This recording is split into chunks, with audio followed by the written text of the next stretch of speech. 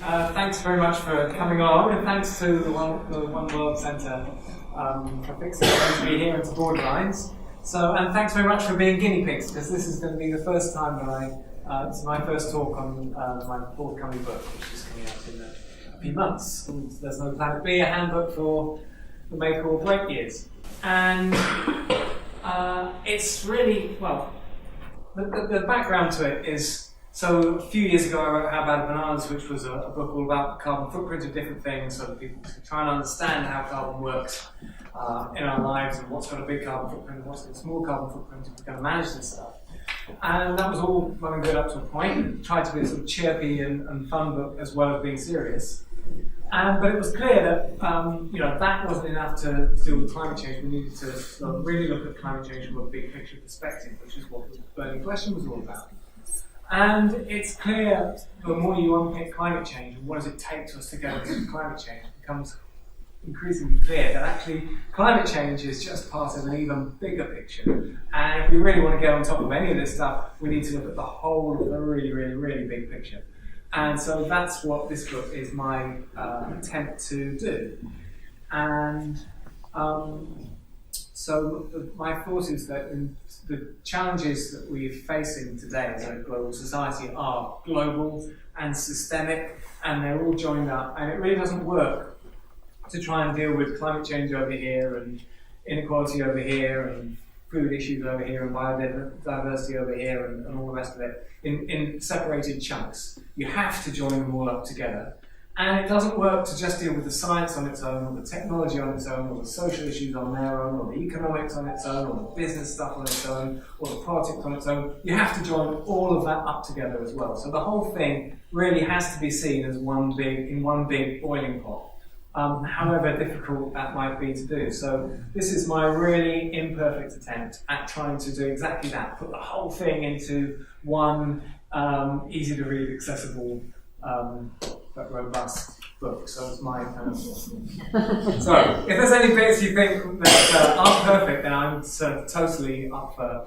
I'm with you on that, and I welcome feedback. And my hope is that it is to not to be the final word on it. It will never be that, but it is to be the start of a boiling pot, I hope, of discussion and ideas, and that we work up this kind of thinking. Because I am confident that what we do need to do more of today is looking at the whole big picture of what we need to do all in one go. So, just to sort of lay the background a bit, here's a little graph of human energy use. And it's been going up for about 2.4% a year for the last 50 years. 100 years before that, it's only been going up on average about 1%. And before that, it was going up at a smaller growth rate, but it's always been growing. And 2.4% a year, that's a factor of 10 or so every 100 years. And what do we do with that energy that we use? While we grow our energy supply, we also become more efficient at using it, so we can do more with every bit of energy we've got. And we become more inventive in the things we can do. We can create new chemicals. 100 years ago, we couldn't do plastics really. Now we really can. There's loads and loads of different things that we can do with all that energy that we didn't know how to do a while back, and that trajectory is continuing. And all of this means that we are becoming a more powerful species. Our ability to influence this planet by accident or design is getting more and more and more every year. And the planet, meanwhile, hasn't been getting any more resilient to the things that we throw at it. And so, for a long time, for millennia, that didn't matter, because we were still a small species running around on this fantastic playground of a planet that was just big and robust to anything we could throw at it. As we've got more and more powerful, those scales have started to tip. And now, suddenly, really recently, we can argue about exactly when, they have really tipped. And suddenly, we're not a small species running around on a big, powerful planet. We are a big species running around on a small, fragile planet. And that change, that really recent change in the context in which humans operate, has massive implications. Suddenly we need to carry ourselves completely differently. And the questions about how we do economics, how we do science, how we do business, how we do everything, how we do society, how we think about the world, all of that is up for grabs now, because we've got ways of doing things that we've honed over millennia in a totally different context. And how much of that is still fit for purpose is very unclear. And what is clear is that at least some of it needs properly rethinking. So one sort of word that gets used is the Anthropocene, just meaning the era in which humans have become suddenly the big, powerful thing, the biggest influence on the planet. And here we are, we've kind of found our way into it, like it or not, for better and worse, and whether we're ready for it or not. We used to be these small people running around the big world. Now we're big people running around on the little world. And climate change is just one symptom of the fact that we haven't got on top of that yet. And it is only one symptom. And when we're dealing with climate change, we should think of it as only one symptom, and we need to deal with it in a way which also increases our capacity to deal with all the other things that may come at us, which we'll look at. So, all this energy and technology that we've got, it's fantastic in many ways, and I'd be dead already by now without it, and I'm sure that a few others in this room could say the same. So we do have the opportunity to live better than ever if we don't blunder into living worse. Or maybe not living at all. I don't really mean annihilation of the whole species, but I do mean a lot of people not living at all. So this attempt to put everything into one book. There it is. So that's all I'm going to say. This is a draft version with the other bit, so it isn't out yet. So it's full of stats and analysis, and it tries to cover everything at once. Some of it's about science, and some of it's about more social stuff, and some of it's about politics and economics, and everything you can think of. And really, it should be read in the way you've got it at the moment, because although it's told in a linear way, the challenge, I think, is to hold everything in your head in one go. You can't make a good decision without having the whole lot in your sort of background decision-making mix. So there isn't, although it is told as in a linear way, it's not really, I don't think of it as a linear book, I think of it as all in one place. Just to give a bit of a flavour in slightly more interesting pictures. So there's our world, and what are some of the issues that we've got? Just some of the issues that are all going on at once. So there we go, we've got all our sort of plant life, all the biodiversity in the plant life that we've got in our beautiful world that we need to encourage and not trash. And we've got this is just my little illustration to make a point, we've got all the animal life, but we also need to look after and cherish and not trash. And part of that animal life, of course, is us. And there we are. And there's more and more of us every year. And somehow we've got to deal with that. And one of the, some people say, well, it's all about population, isn't it? Well, we'll have a look at the extent to which population is a big deal. It's certainly an important thing. So there are all those people, and of course there's another bit of our beautiful world, but that particular beach is full of plastic, which is something, one part of our environmental challenge that we just kind of bumbled into, haven't we? I remember when I was a kid, we used to go to a cottage in Cornwall every Easter, and at the end of the week, we used to just get all our rubbish and tip it down the tin mine.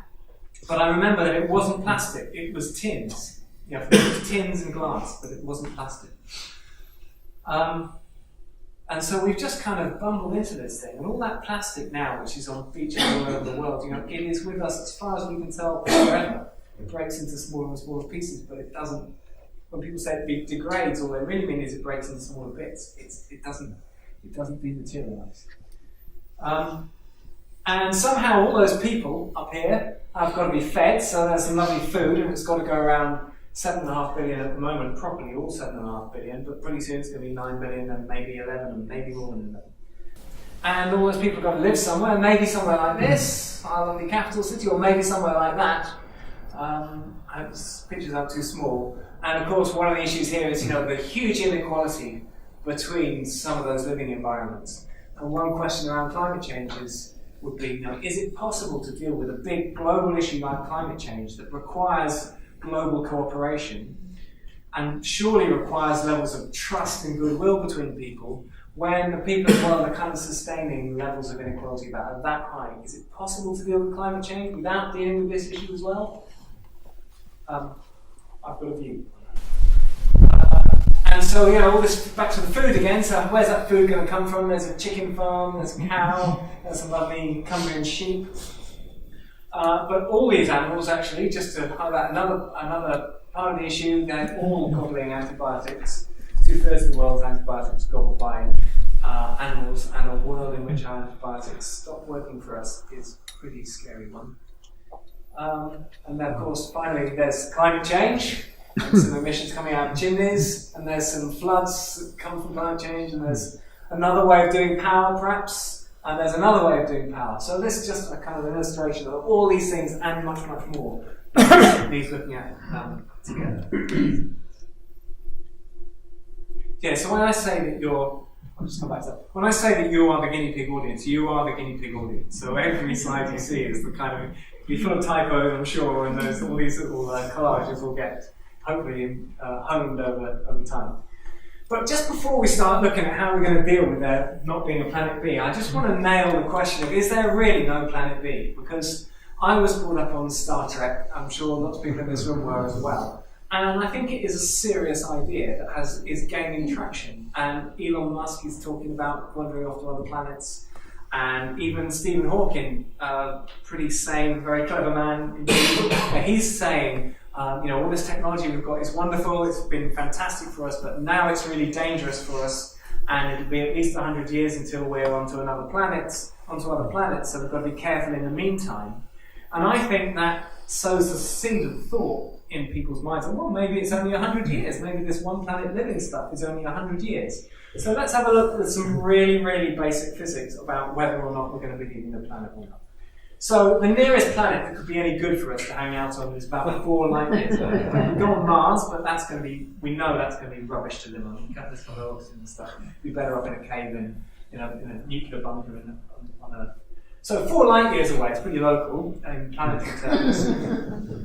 So let's supposing that we're prepared to put up with a 40-year journey to get there. Right? That's longer than I'd like to spend in transit, but supposing we're prepared to do that, then we've only got to travel at 1/10 of the speed of light to get there. And let's have a look at the kinetic energy that somebody like this would have. Just flying through space, no spaceship, no nothing. Okay, so their kinetic energy traveling at that speed is the same as 500,000 people in the world get through in a year. Okay? And that's without a spaceship, and that's without any inefficiencies in converting fuel into kinetic energy, which would probably be a factor of about 10 or something. And it's before you've got a spaceship, it's before you've got any rocket energy losses, it's before you take account of any equipment on the other end, so when you land on this planet, you might need a penknife to get yourself started, at least in life on a new world. And it's without any consideration of how you might slow down, because you are travelling at 30,000 kilometres a second. That's quite a rough landing. So, you've only got to do the sums to realise that, just one small rocket with a few people in it off on that journey would be the whole of humankind's annual energy use. And the chances of any of us in this room even having any connection to anyone on that spaceship would be pretty remote. So, we are not leaving the planet in anywhere near in the next however many generations, not for as far as anyone can think ahead into the future. It's not happening. Just to be clear. I do think I think this idea is actually gaining dangerous traction. So start. Okay, so if there's no planet B, let's have a look. Some of the things that we need to get on top of. So, right, I need to explain that we had a bit of IT trouble and I had to change the format of the slides about 2 minutes before this began. So I'm afraid we've lost some of the spacing. It's gone a bit mad. I hope you can still read it. But some of the things we need to deal with are kind of physical and tangible stuff. So we know we need to deal with climate change, and we know that's really closely related to our energy supply, and we need a green energy supply. And connected with all of that is the food system. Biofuel is one way that the connection works.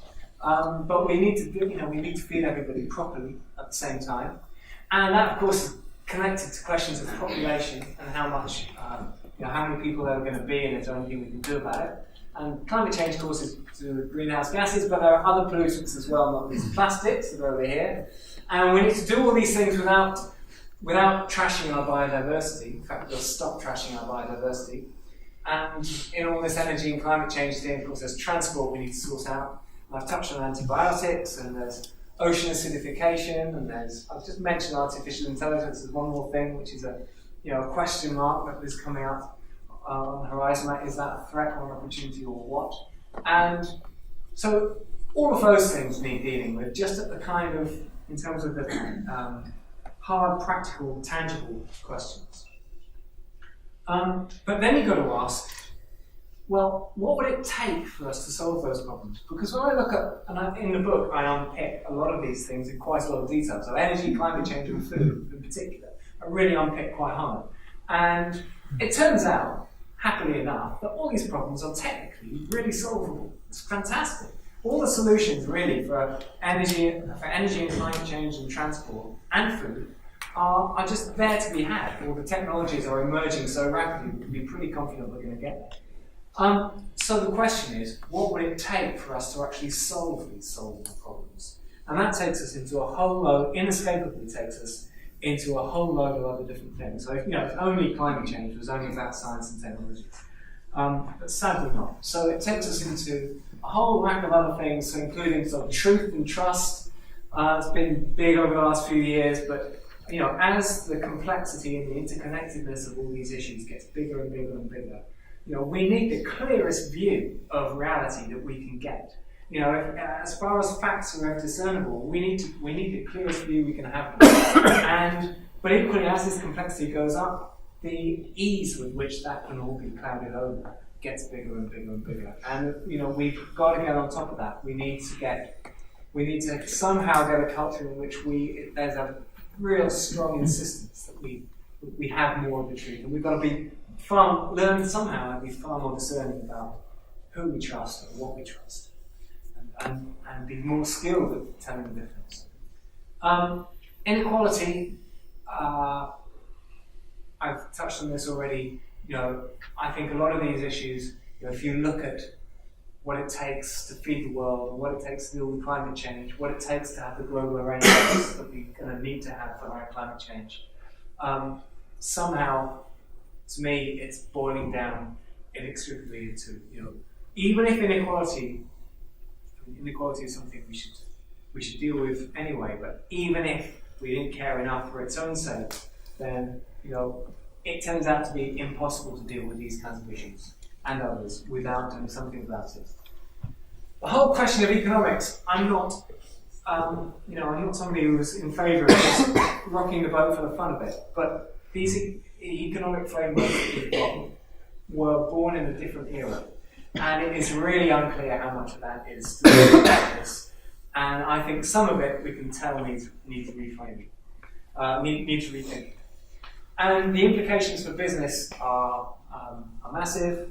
Politics as well. I should say I stay as hard as I can away from any party political positions, although I think one or two things come out from the evidence really clear cut that do have implications around some political stuff. And technology, we have all this technology, we grow all this technology, we're on this trajectory of ever increasing technology. And we often talk as though we're at the steering wheel of it.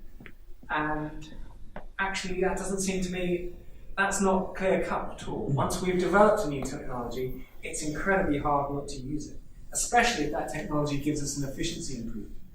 So if it's more efficient to run a supermarket without having human beings at the checkout, then it's very hard for any supermarket not to go down that route because it's more efficient.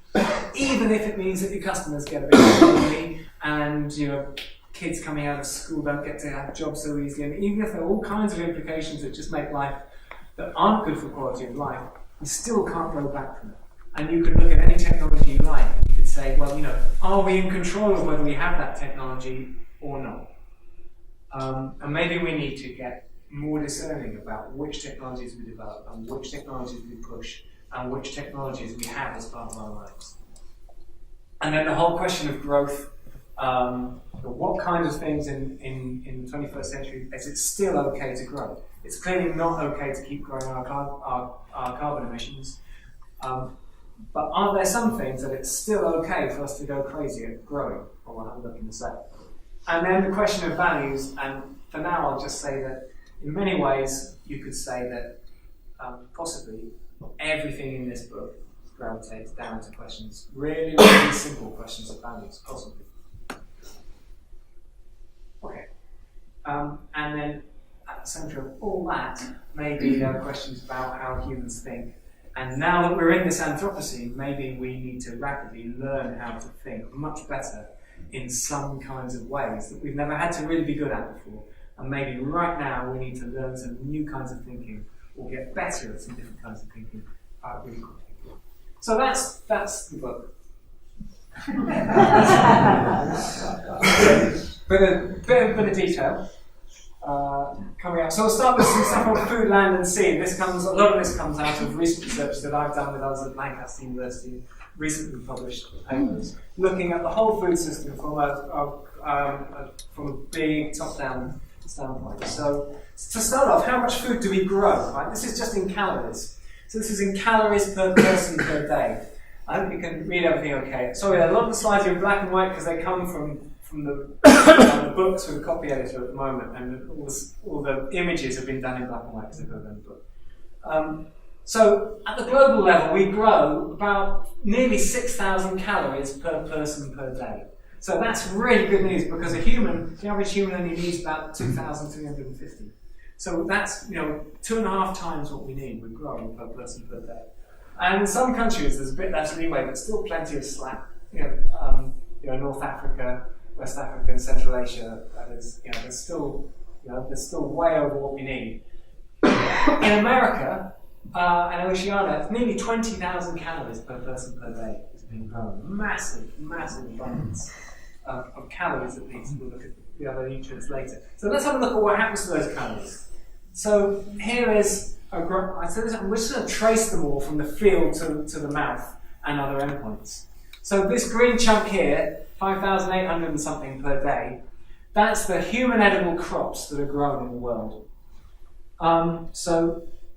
Massive, 2.5 times what we need. And on top of that, we also have 3,800 calories of grass, pasture and stover that humans can't eat, but we feed them to farm animals. They can eat it. So that's the total kind of energy supply for humans plus farm animals. And let's see what happens to it. So first up, there's a bit of harvest losses. And a few hundred calories, 300 calories or so per person per day. And that is, that's not good. All waste is bad. Some of it is because the supermarket decides that it's had a glut and it just doesn't want to bother having the stuff dug out of the ground, and that's clearly desperate. But some of it is just the inefficiency of harvesting. It's very hard to actually cut that waste to zero. What happens next? Then we've got post-harvest storage. So this is just storing stuff. In this country and in the developed world, there's hardly any post-harvest waste. But in the developing world, there's quite a lot more of it, and that often it just boils down to, is there a clean, dry container that you can put this stuff in where it won't rot? And so at face value at least, it's a pretty solvable problem to reduce that a long way. But look, we've still got 5,153 calories worth of human edible food. So fantastic, still tons. So then we get to, what do we do with it? So the little yellow sliver at the top there, that's the bit that we keep for next year. We sow that back into the ground as seeds. So it's only a thin sliver, but that's a really good idea. And so we can have food next year as well. So the green chunk here stays in the human food system. We keep that as food, as plant food for humans to eat. Then blue chunk here is non-food uses, and that's almost all of that is biofuel. And that's not necessarily bad, but there's a pretty steep trade-off between human food and biofuel. So if I have enough wheat to give me all the calories I need for the day, for a day's worth of calorific intake, I know food's about more than just calories, but sticking with calories for the minute. If I turn that wheat instead into biofuel, I can create enough biofuel to drive my little Citroen C1 car, which is about the smallest petrol-driven car you can have, enough to drive it for 1 mile. Right? So that's a day's calories against 1 mile of driving a small car. So that's a really, really steep trade-off. And I mention it because in the low-carbon world, one of the ways in which we might be tempted to get our energy supply is through biofuel. And it might be that there's more money to be had out of selling your wheat for biofuel than it is of selling it as human food. And if that's the case, and if we don't regulate against that, and do something to stop that happening, we could see a massive explosion of this at the expense of human food supply. And then brown down here, this is the biggest story in this whole map, this is the human edible food, soybeans and maize and all kinds of stuff that we feed to animals. So the animals are eating this plus this. So what happens to that? Okay, so some distribution and processing waste. And then this red chunk here, the animals give us back in meat and dairy. So that's good, they give us a bit back. But let's have a look at how much they give us back. They give us back that compared to this that they eat, plus this that they eat. So the biggest story in this whole analysis is the incredible inefficiency of feeding human edible food to animals. And just by the way, I did some work on an RSPB farm in the Lake District near Haweswater, and even they are feeding more human edible food to their sheep than they're getting back in calories from the land. And so this is the chunk that the animals are wasting by doing inconvenient things like walking around and keeping warm and stuff like that.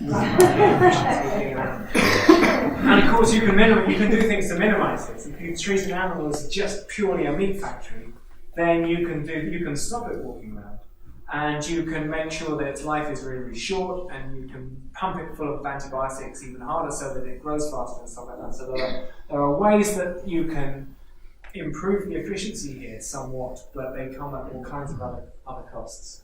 And this land here, some of it is land that you couldn't do anything else with. Some of it is land that you can do fantastic biodiversity things with, and some of it is land that you could grow human edible crops on. So, I mentioned quickly now I'm not a vegetarian. I think it's all about proportions, but there is something, if you had to pick one massive inefficiency in the human food system, if you wanted to create space in the human food system so that we could manage biodiversity, feed a growing population properly, then this will be it. You would stop feeding human edible food to animals. Could I ask? Yeah. If we stopped the 1848, how much of the red stripe would we lose? Really good question. If you stopped the 1848, you would lose less than half of the end stripe. Is what so you'd still have plenty. You'd still have more those. efficient than the grass pasture, which has to go to animals. Yeah, so you could still have. In the perfect world, I might chop this in half, save half of it for biodiversity and other stuff, and some of it for human edible crops, and keep some of this and keep a meat and dairy supply, but it would just be less of it. It's about proportions.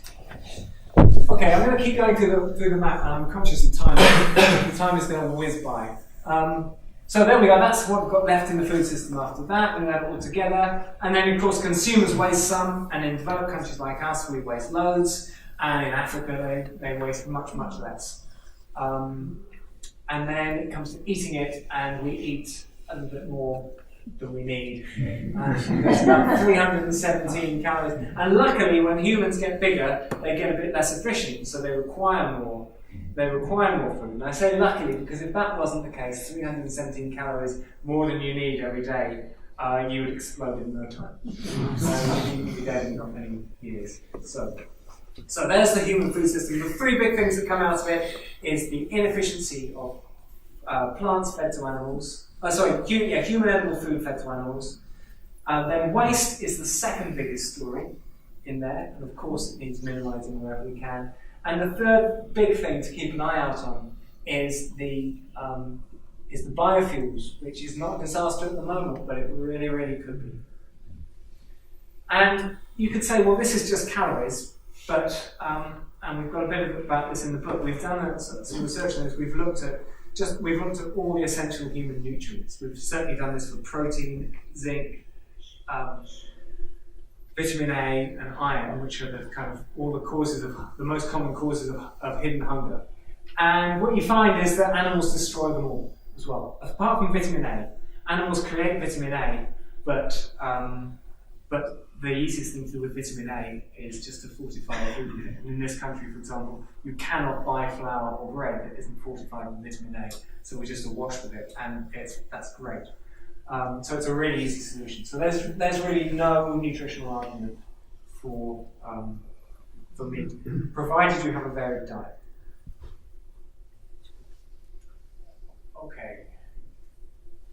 So just a comparison of soybeans versus beef. I mean, I was really surprised by this, gram for gram. 100 grams of soybeans in dark there, 100 grams of beef. But soybeans have more calories, more protein, and even if you break it down by amino acids, loads more vitamin A, loads more iron. Okay, soybean iron is not quite so easy to digest, but even when taking that into account, there's still more iron that you can, bioavailable iron, and more zinc. And then when you feed 100 grams of soybeans to a cow, you would only get about 10 grams of beef back in return for that, something like that. So it's just enormous inefficiency. Okay, let's have a look at a greenhouse gas perspective on these different foods. So here's the beef, two different ways of doing beef. They're massive, partly because they burp up methane, partly because of the deforestation in the supply chains and so on. And partly just the inefficiency of being an animal. Down here we have basically all the plant options, all tiny. Milk and eggs, smaller. Poultry and pork, a bit bigger. And then lamb and beef, the ruminants, the burp up methane, as well as inefficient animals. So from a greenhouse gas perspective as well, really important to cut down on meat, first of all, but also the dairy. Slightly less importantly. And then there's the story of this antibiotics. Here are these animals that you can get more efficiency by not doing them walk around. These ones too. Okay, so when it's just quickly on fish, I mean, I'm just picking excerpts from the book. I mean, the book is stacked full of, it's got about, it's laid out in question and answer format. It's got about 100 or so questions I haven't even counted. And it's got far too much stuff for me to run through in an hour, so I'm picking things out of it. So, but quickly on fish, so when's a sea bass not a sea bass? Well, when it's a Chilean, when it's a Chilean sea bass, that's right. It used to be a Patagonian toothfish, and then it's got nothing to do with sea bass at all. It's just got rebranded for marketing purposes very successfully. It lives in the deep sea, between 300 metres and 3.5 kilometres in depth. It takes 45 years to grow to full size, and most of it's caught through completely unregulated fishing. And when that stock of nutrition that's down there in the deep sea is gone, then it's going to be very hard to build it back up again. So just one example of stuff about fish. So basically, we can get away the daily fish intake around the world is 30 grams a day on average per person. And we could just about maybe sustain that if we ran our seas, if we did our fishing really, really sustainably and cleverly and well-regulated way. At the moment, a lot of it is unregulated. So we've got pirate ships out there that were run by slaves. They never even come into port. It's all just processed out at sea, refueling at sea. It's just a complete unregulated nightmare. And if you go down to the supermarket and you just go and buy some fish and that's all you know about it, there's a very high chance that is what you're buying. Okay, so just some quick practicalities on food. So what can I do? Because the book is trying to be big global issues, what can be done, what should politicians be doing, but also really tied into, what can I do? Supposing I'm not doing something about it. And I hesitate to ever tell people what to do, but I do think that and I also want to make it really clear, I'm not perfect at all in this stuff. But I do think it's very easy for people to think, well, there's nothing meaningful that I can do. And that I want to make it very clear that there is meaningful stuff that all of us can do. And, so by all means, don't follow my own tips and stuff. Do something better instead that you find. But, I'm putting all this stuff in here because at least if you do this, I think it is meaningful. So what can I do? So, really simple, less red, in order of importance, less red meat, less meat generally, less dairy, eat what you buy, of course. Treat fish as a treat, and get to know your supply chains. Really get to understand and care about, as best you can, where your food is coming from and how it's produced, and put your money into the supply chains that you want to support. And what is happening globally, so again, the shift from meat, the trend's rising and it's moving away. Reduce inequality. Another thing that came out of this work, we looked at who gets malnourished and everything, and how much nutrition there is in the world. And you know what? There's plenty of nutrition. Nobody starves through lack of capacity to grow food at the moment. People go malnourished because we don't try hard enough to make sure the food finds its way to their part of the world or their village or their household or whatever. That is the reason it happens. It's an inequality thing. It's not to do with there not being enough food. There's nothing to do with that. And no amount of new technology or anything like that will bring about a world in which everybody's well nourished, until such time as we who are well nourished care enough to make sure that everybody is well nourished. That is the kind of simple root of it. Keep the biofuels in check. Roll out efficient crop practices. There are some good efficiencies to be had. I think we need more farmers working on the land, not less. We've been running our agricultural system trying to make everything as efficient as possible. Make a farmer able to produce as much food as possible. But actually, that's the wrong way around. We've got more people than we've ever had, and we're going to have even more in a few years' time. And we've got people coming out of our ears. One of the best ways of spending time, surely, has to be growing food in a really nice way that is good for people and planet. And better protection of seeds and stuff. I'm going to see if I can speed up the pace a bit. Just quickly, just on plastic, so just a quick little statistic. If all the plastic was in cling film form, all the discarded plastic in the world, it would be enough to more than enough to wrap the whole world up in cling film. And we're just kind of bundled into this by accident without even really thinking about it. And now we are stuck with it, as far as we can tell, forever. And that's even if we don't put any more out. Okay, on to energy and climate change. Just bits on, I'm just going to pick out bits on energy and climate change quickly. So this is, the book's got a sort of, I didn't want to repeat the burning question, but it has got a sort of an appendix on this and a quick recap. And so this is the, carbon emissions have been going up exponentially. There's far too much fuel, that's how much fuel there is underground. That's how much we can burn for 2 degree temperature rise. So we need to leave almost all the fuel in the ground.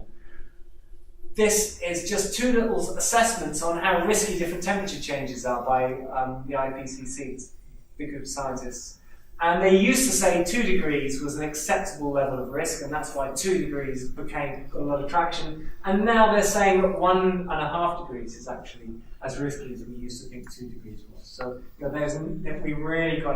got to keep that temperature change as minimum as we possibly can. And so that's what we need to do on our carbon curve. And I'll just leave that one out. No, I'll talk about this. So this is the balloon squeezing effect, which needs to be much better understood at policy level, which is that if a country on its own takes action on climate change, the problem is that at the global level, you tend not to see any impact at all. And that's because other countries just find a way of taking up the slack. Maybe we get our emissions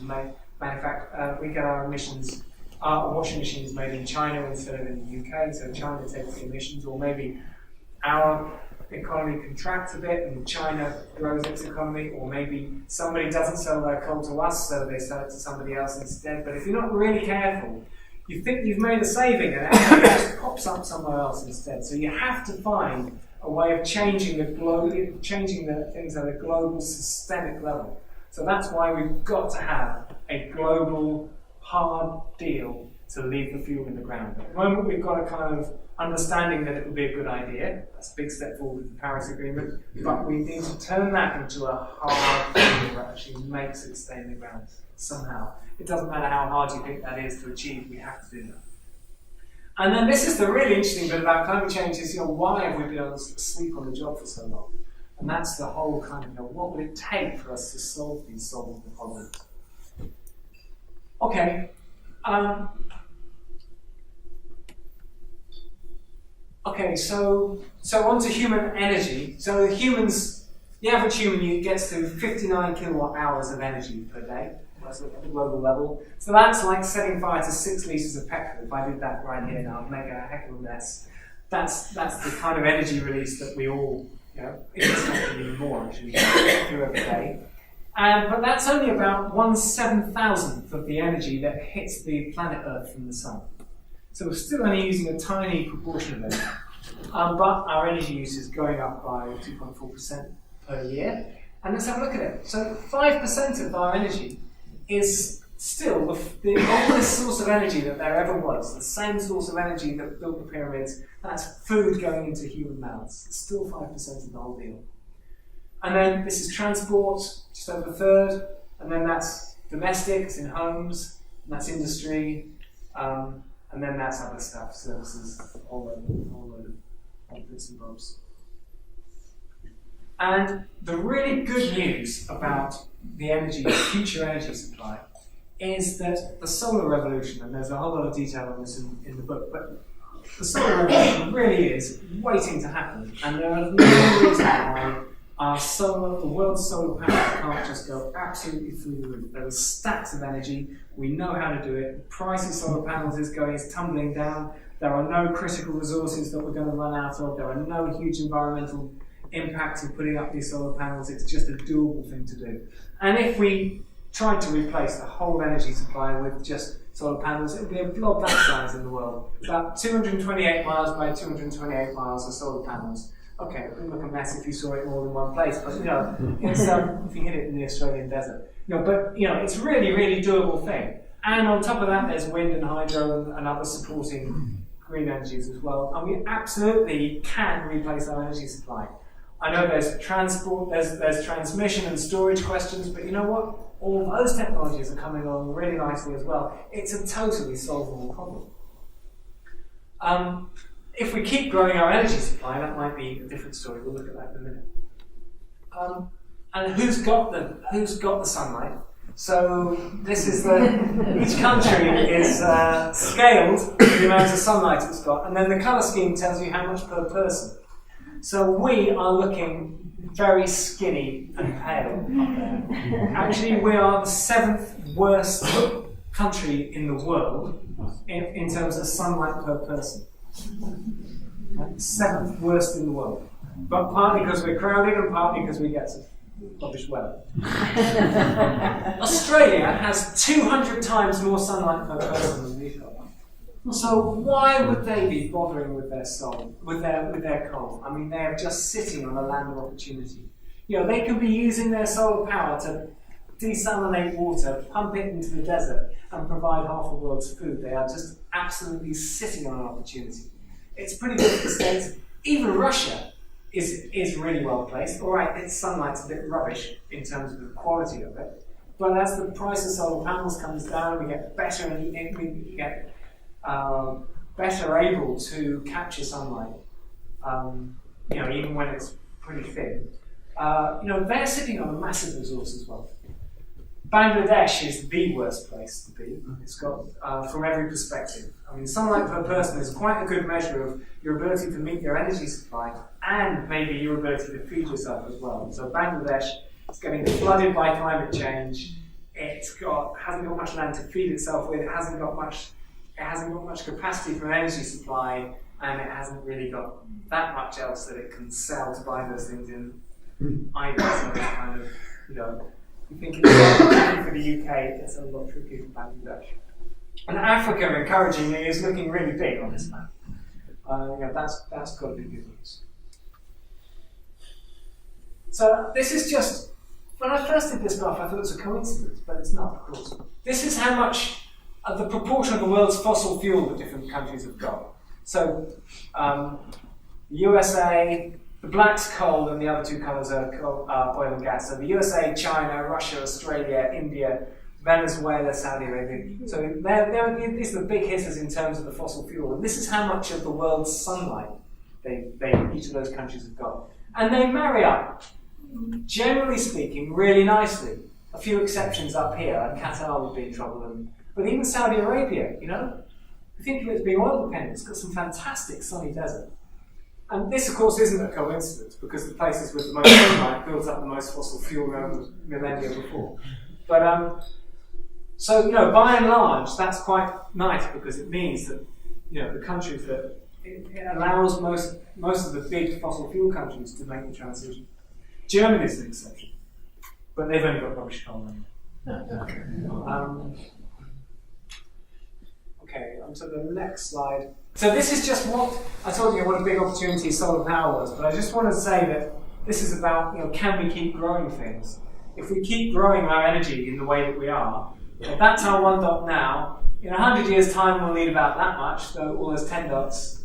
And in 200 years' time, it will look like that. And in 300 years' time, that will be every scrap of land in the world, plus a big appendage growing out of Australia there will be required in order just to meet our energy needs. So, you know, somewhere along the line, can we keep growing our energy supply? Is that going to be okay to do that? Wind, I've said now what a bad situation we're in for solar power. So wind is nothing like such a powerful energy source as solar, but it's still well worth having. So just doing this is how much wind energy there is. This is sharing out the land wind energy. And we're looking a little bit better than we were on the sun map.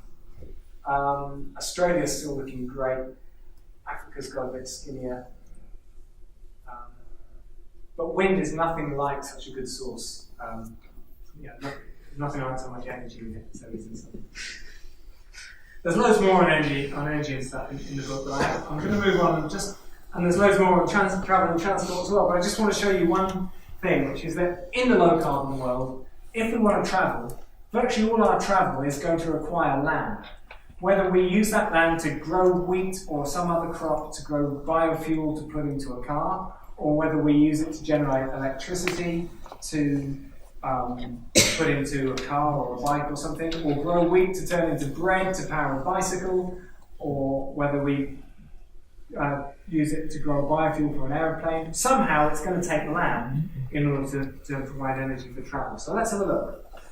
Here we are, some different things we could do. First up, we could grow a grass like miscanthus, a sort of cellulose type crop. It's more efficient than growing wheat, but harder to turn it into biofuel. We don't quite know how to do it properly yet, but we're getting there.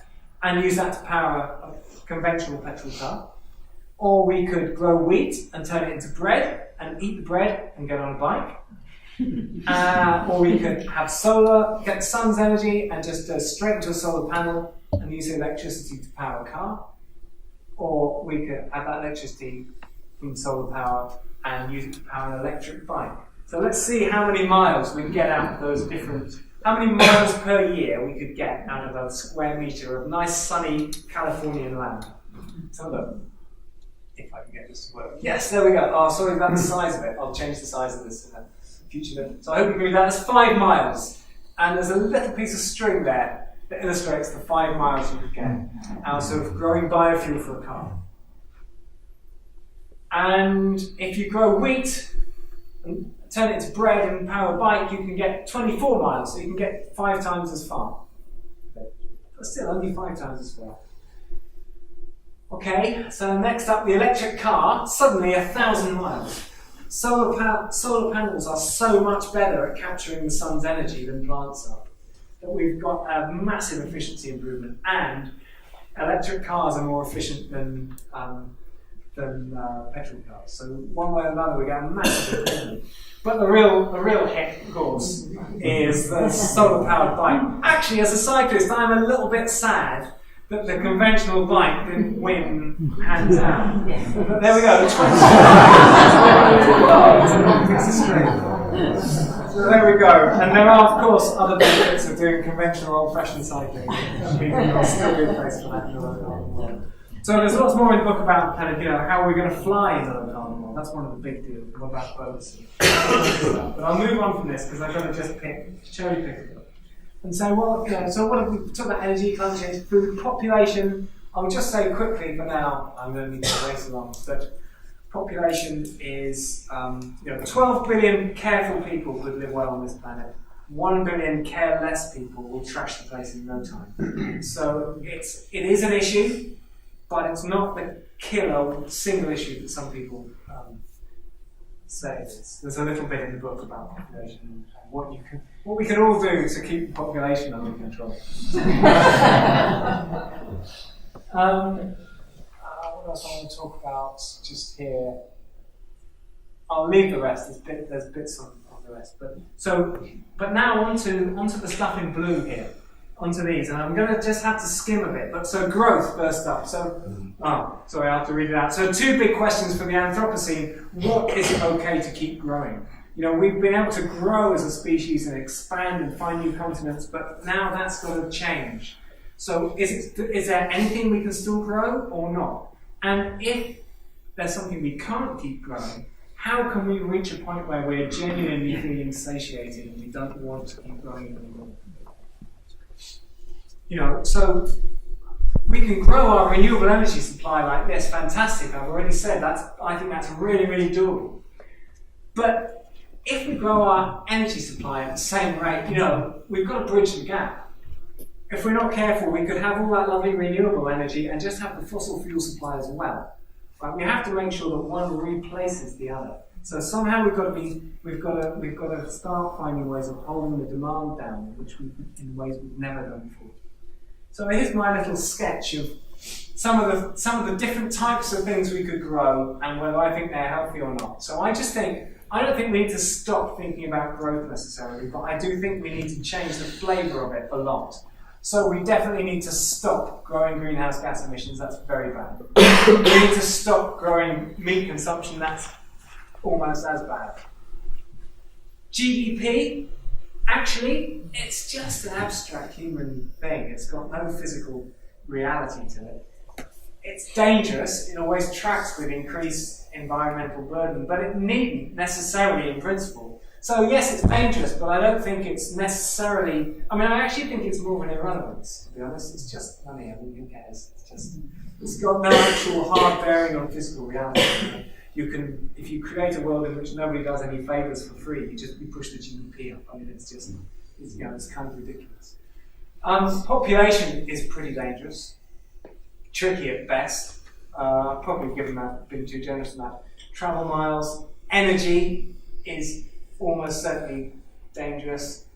But here we've got things that we can grow. We can grow our capacity to appreciate the small things in life rather than having to make things bigger for them to be better. We can aspire to grow human well-being, or animal well-being as well for that matter. That feels possible. We can grow our capacity to think, to do systems thinking. We can grow our compassion for people on the other side of the world. That's something we can aspire to. We can grow our mindfulness, possibly. That might be helpful. We can grow our global empathy. So now, there are some things that we can definitely aspire to grow and put all our ambition into. But they just need to be different things. So just quickly, moving on, and I won't go into all the economic stuff. So truth, post-truth and beyond. Somehow, we have absolutely got to bring about a world in which truth is a standard that we absolutely insist on and can have. And that's to do with us getting better at noticing the difference and caring about the difference and insisting on the difference. And that's to do with our media channels and how we vote and how our politicians know we're going to vote and just who we have time of day for. And I'm not going to answer the question here, but we can all reflect on who would we trust here to put us in the picture as well as they possibly could, even if it wasn't in the interest of the argument that they were trying to project, and who wouldn't we? And just make sure, it's an absolute, just to get onto the ballot box, we need to be able to trust that they will be true figures. And if they're not, then they have to be a non-starter. And we can all push for that, and we can all make sure that our own politicians know that that is really, really important to us, and we have no time of day at all for those who have ever tried to mislead us. And either through lies or just through creating a false picture. And the same with our media channels.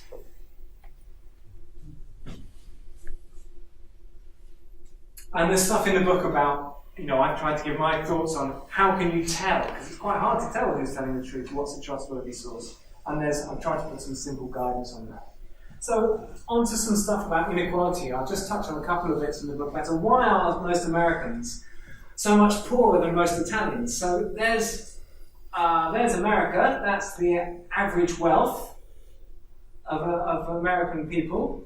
And there's Italians, so surely, America's a far richer place than Italy, isn't it? How can it possibly be that when the average wealth of Americans is like that? Excuse me.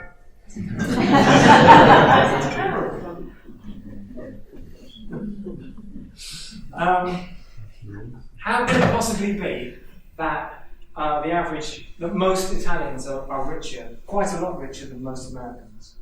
And the answer is, so now I've just shown you the median wealth. So I've shown you the mean wealth. Now this is the median wealth. So if you lined all the Italians up in a line with the richest at one end and the poorest at the other end, and you pick the Italian in the middle, that's how much wealth they would have. So there's Italy suddenly, and there's the United States right down there. So the answer is that in the United States, it's all held in the hands of so few people. A few people just have so much money. And if you look at us, we're sort of halfway between the two. And there are plenty of places where it's far better. It's because their wealth is so badly shared. Sorry, the formatting is gone wrong at the last minute here. And just to illustrate that point a little bit,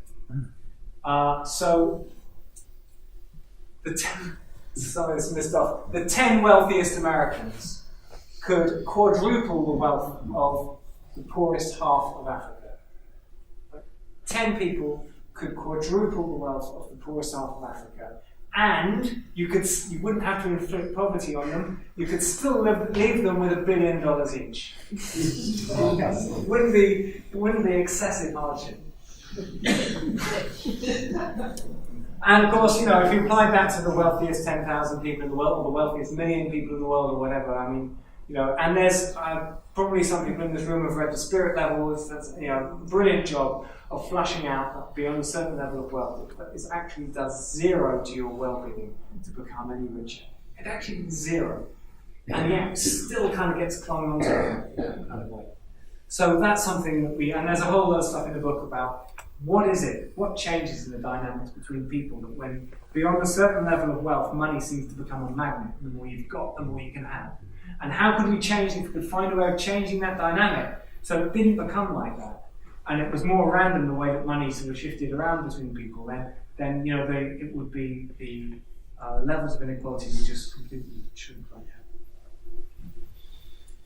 And just on a few social things, this is another level of inequality. So how many weeks can we expect to spend in prison during our lifetime? So here we are in Louisiana. The average man, if you're born male in Louisiana, you can expect to spend approaching 2 years of your life in prison. That's the average. 2 years. And if you're black, of course, it's a heck of a lot worse than that. Much better if you're a woman. Much, much better. Wherever you are in the world, very good to be a woman if you don't want to be in prison. And we're sort of, we've got twice the population, the prison population in one way. And Norway's got far less. And actually Holland, I should have on here, have got less again.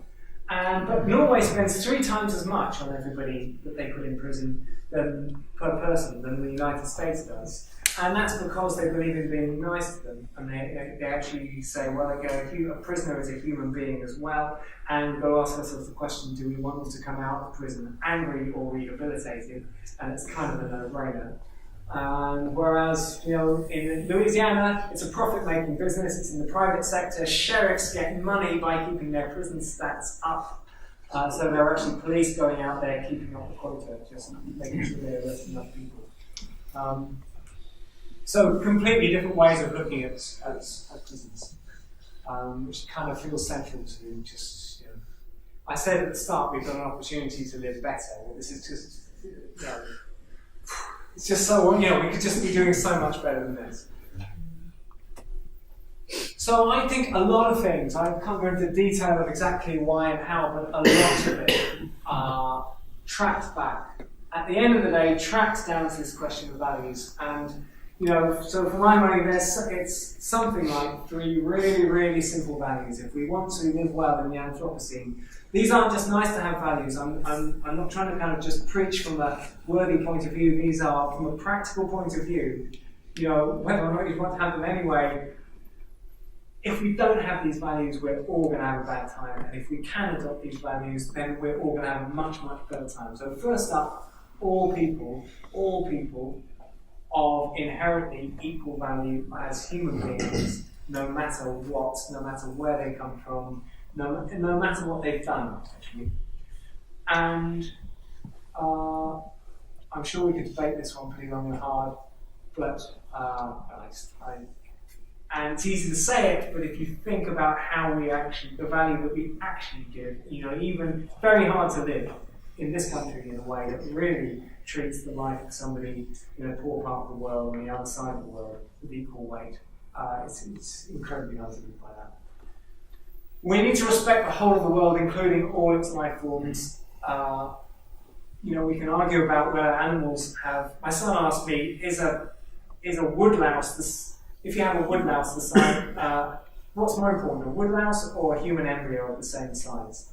And you had various different arguments for different. I can't begin to answer that question, but let's just say, for the purposes of the book, let's just say that they've all got value as sentient beings of some kind of value, and respect. I've already talked about this: respecting truth for its own sake and really insisting on it and learning the difference between. So if we can have those 3 values, I think that's.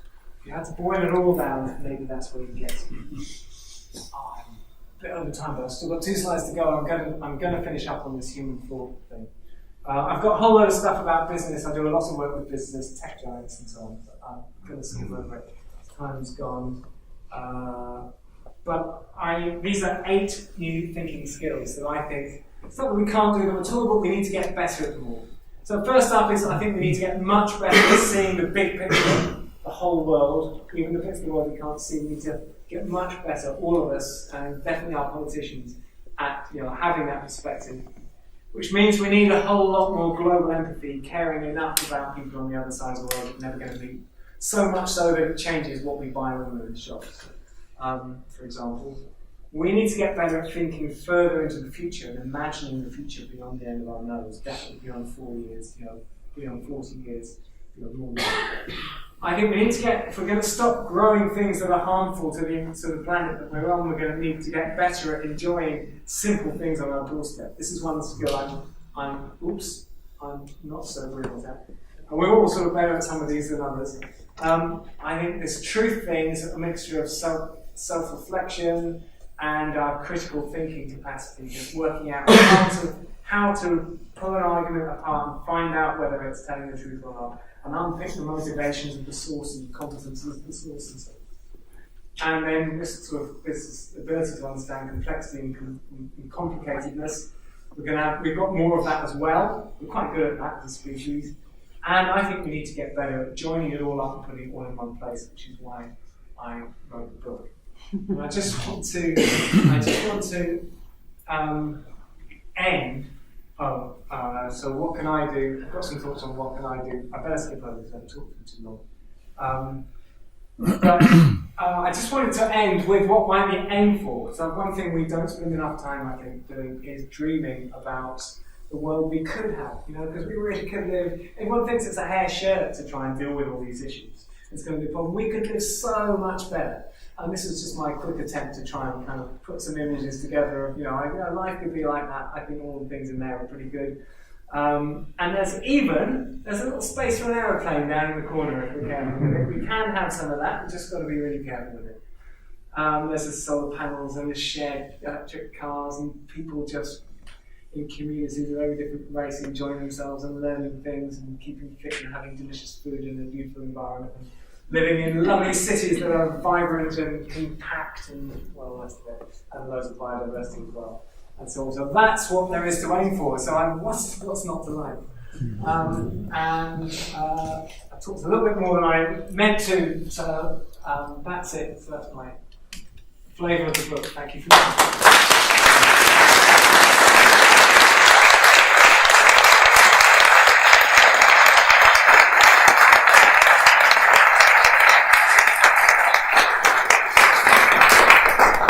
Great, Mike. Thank you very much. Very stimulating.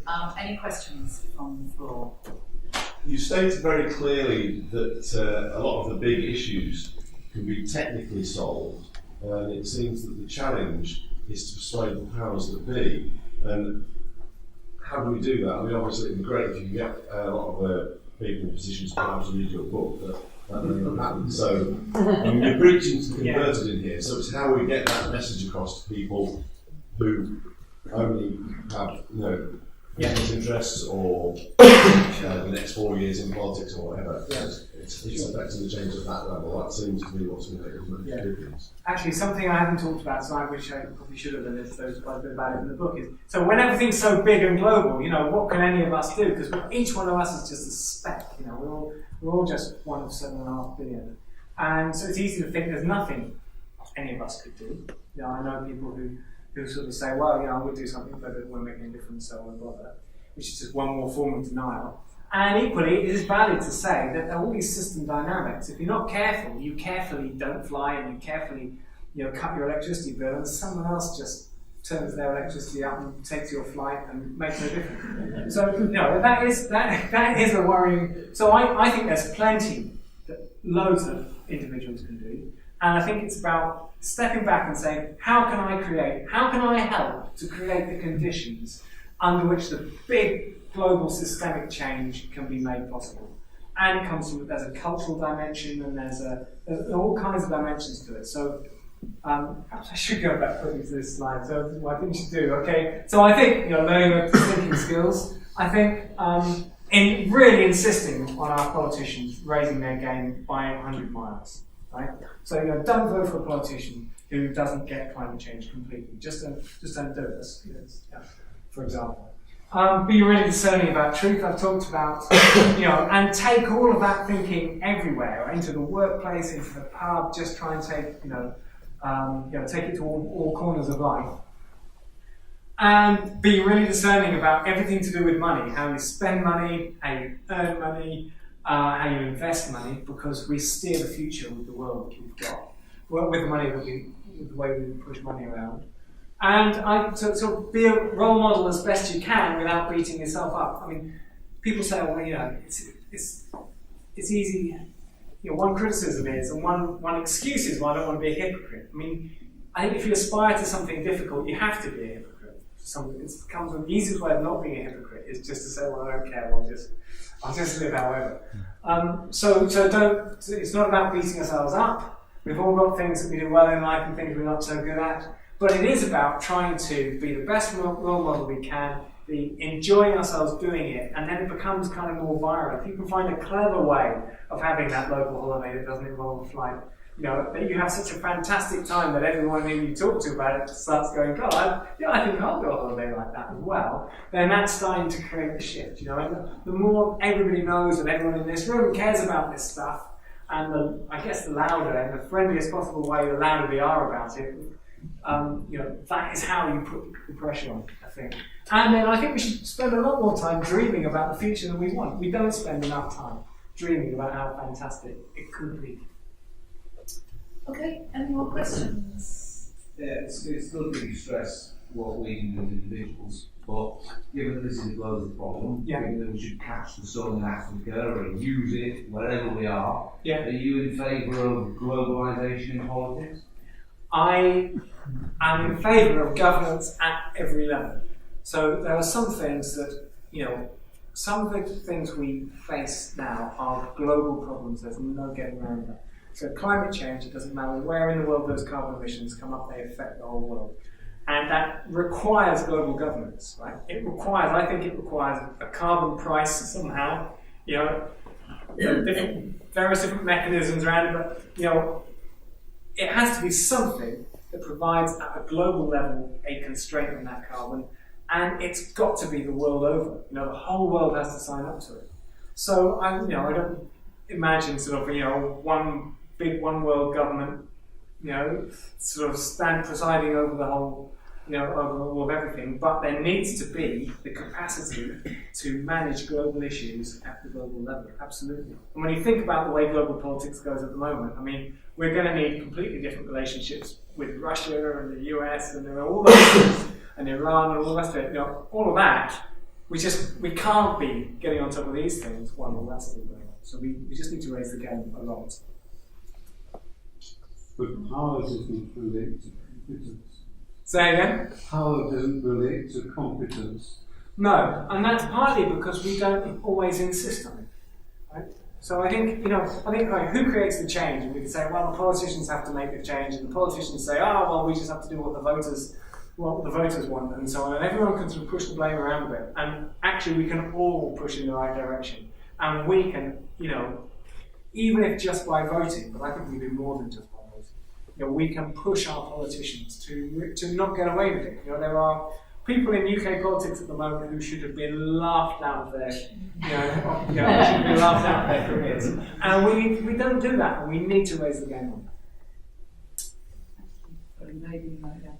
Hi, I wonder what your thoughts are about the importance of design in all this. For example, in our consumption of things, plastic, single-use bottles and so on. If design was more thought of so that we could design bottles that were instantly compostable, for example, do you think that is an important focus for reducing our effect on the planet? Yeah, I do think it's important. I mean, I don't know the first thing about design really, but it's definitely part of the solution. I mean, designing if the great products are the ones that are also the most sustainable, then absolutely. And I mean, I think of design of cities as the biggest thing that hits me. So I spent some time with Apple staying in Cupertino, which is this big affluent sprawl, and it's just a total disaster. And they're stuck with it. They've designed it now with all these houses with 3 garages and a front door and no windows at the front, and it's just and it could be beautiful with all the kids walking to each other's houses, and as is you can't do a thing without a car, and they're stuck with that until they knock it down. I mean, so design definitely. Given the cubic capacity of the seas and the oceans, do you think there's a danger of being unimaginative of those worlds of which we are strangely unaware? How do you? Well, I mean, the enormous depth of which we think of the Earth, which we can walk about. Yeah. I think are we not in danger of being unimaginative of those enormous spaces? Apart from we can pull some fish out of it. Do you not think there's potential for thinking more about that other world? I'm sure there is. I mean, I'm sort of heartened that there are still some corners of the planet that aren't totally explored. We haven't.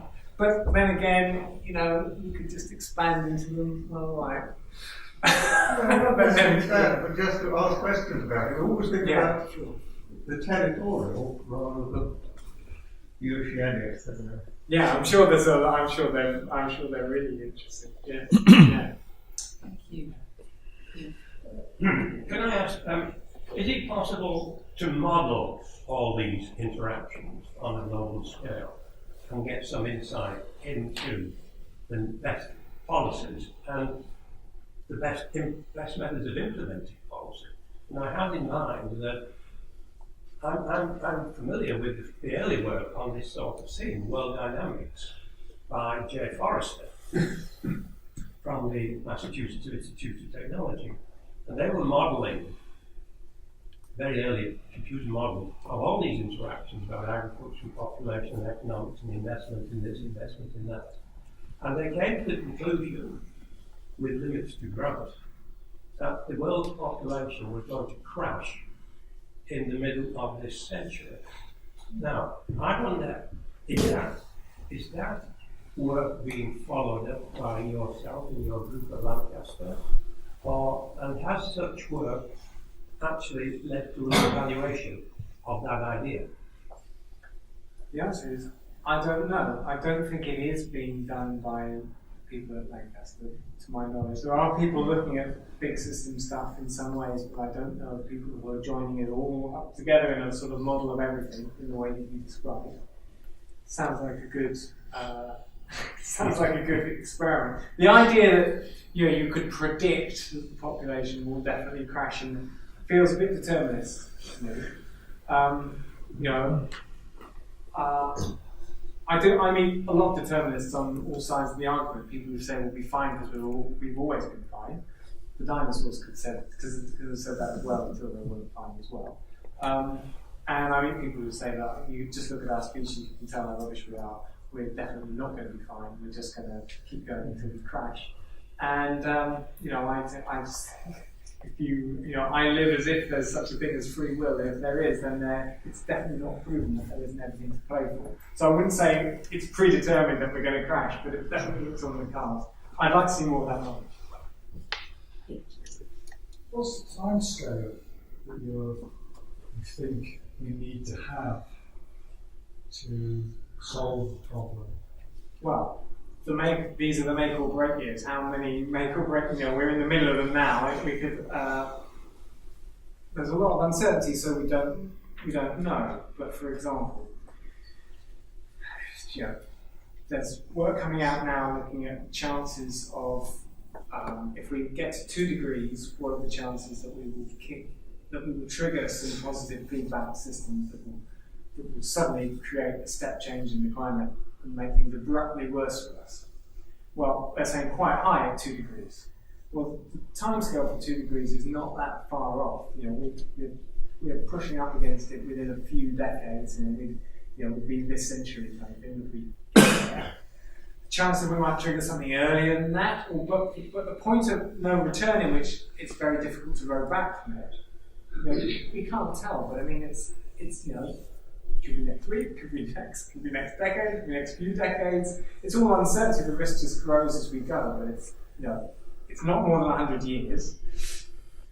Yeah, it's our kids' lifetimes. It's not more than 100 years.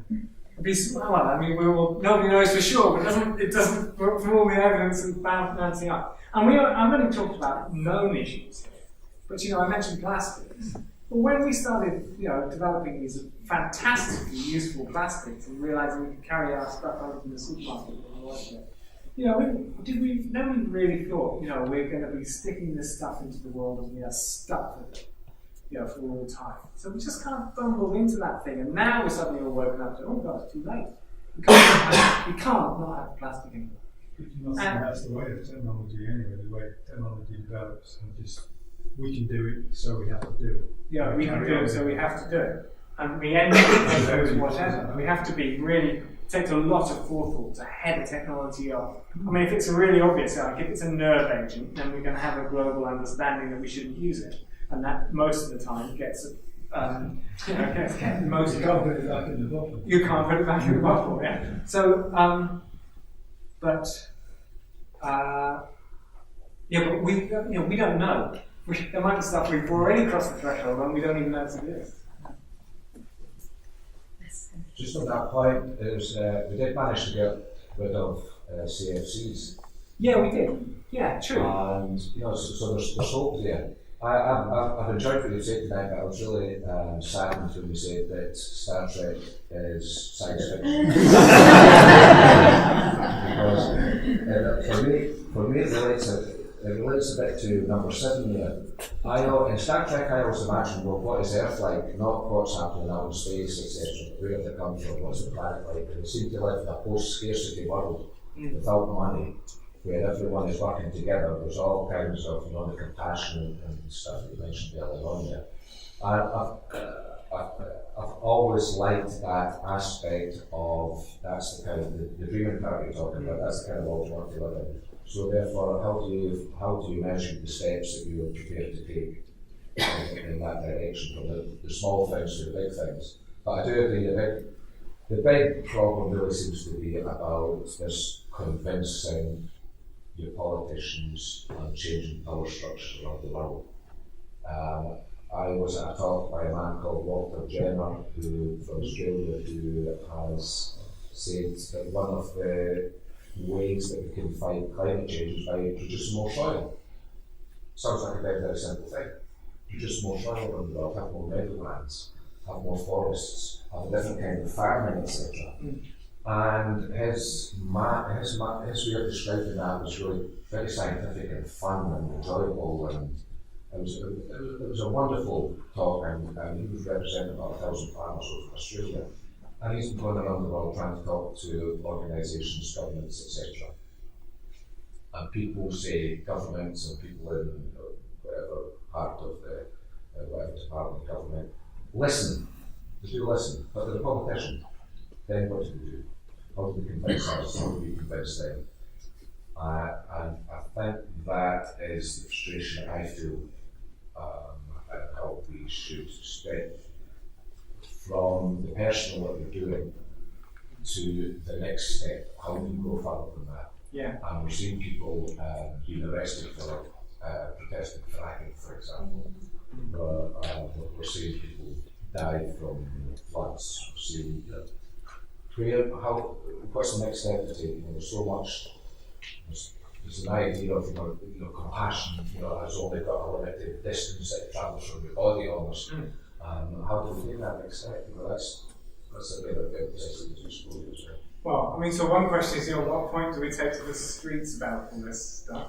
Is that the way you're asking? The streets. I watched the Suffragettes film the other night, and it was a reminder of what you have to do to get things done. Well, I think we are too polite and nice about it. I think you're right. We are too polite and nice about it. So, in my small way, my work with businesses, I end up just finding increasingly I have to be really, really blunt with them. I have to say, you can say this, but you can't say this because it won't be true. I'm having to go back over that ground, again and again and again. I had a really interesting sort of dialogue with one of the tech giants, it was Apple, who was saying, we want to leave the world better than we found it. And we said, oh, that's interesting. So let's have a look at what that would look like. And we came down to, well, the world needs to agree to leave the fuel in the ground. So then we said, well, so what would it take for the world to leave the fuel, agree to leave the fuel in the ground? The politicians need to. We said, well, okay, what would it take for the politicians of the world to come up with that?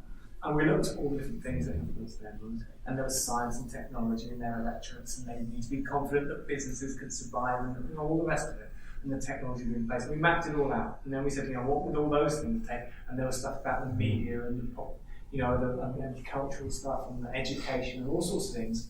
And then we asked, and I don't know if this went anywhere or not, but it was an interesting conversation. I thought it was the right line to go down. And then we asked, all right then, so supposing Apple really meant it, we want to leave the world better than we found it, how could it influence all these things? And of course, Apple being Apple, it could influence absolutely all things. Right? So then it's, okay, so what are you going to do? I mean, at which point, That's interesting. The interesting thing we've got to keep a hold of is that we've created this system that's caused us this problem. Yeah. We've done it. So we can fix it. We can fix it. We're not just going to fix it. The aliens aren't going to arrive next week and fix it for us. It's not unfixable. It's not a runaway train. It's something that we can actually fix. And I think that's a really hopeful message. It is. I mean, I think it's something it is fixable. So I think of it as an imbalance in human evolution. We've got all this technological capacity. We're brilliant. We're technically brilliant. But if we're going to be technically brilliant, we need to be brilliant at a whole load of other stuff like values and economics, social change. We've got to understand, and we're still down in the dark ages. I mean, actually, it's not the technology we need; it's the other stuff. And it probably is those three values. What I didn't say about those values, and I talk about it a little bit in the book, but I'm not an expert on it really, is that it turns out it is possible to consciously change values. Right? It's a doable exercise, and we can take heart from the fact that. There have been lots of examples in history where values have gone in the wrong direction, right? Well, that's good evidence that it's a variable, right? So that tells us something you can do can change it. It must be possible to do the other direction as well. Now, sure enough, there are some things we can do. And if we start doing those things, maybe that's the critical thing. Let's put it. I'm going to wrap it up there on the basis that Mike's got a little bit of time if anybody wants to talk to him, and he can also sign any books that you might want to buy out in the foyer. And just another quick plug for the work at Carlisle, the World Centre, there's a stand outside. If you want to be kept informed about any of our activities around this whole issue of climate change and human impact, then there is a sign-up sheet that you can put your name and details down, and we'll keep you posted. And I think Mike's book is out in the first quarter of next year. First quarter of next year, we're debating. So we'll be keeping our eyes open for that, and I'm sure it will be available and well supported in Carlisle. But can I ask you to give a huge thanks to Mike?